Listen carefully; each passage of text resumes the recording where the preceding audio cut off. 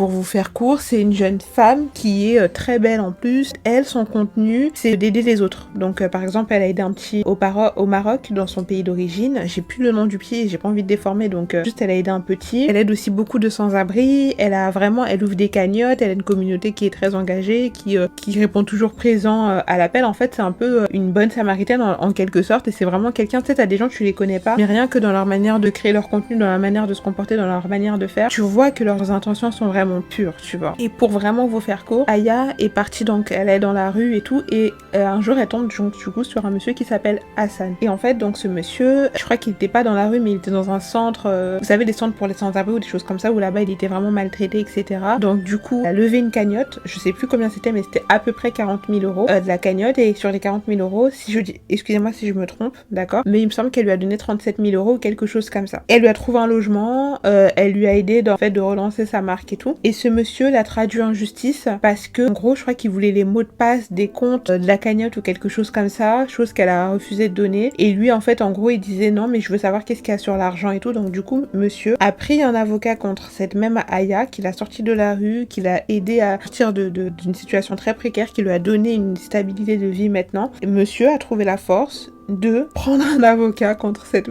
En fait, c'est incroyable. Je crois que carrément, j'ai même pas eu la force de trop m'immiscer dans cette histoire, tellement pour moi, elle est lunaire. Il a trouvé la force quand même de prendre, en tout cas, contact avec des recours juridiques pour une histoire de 2000.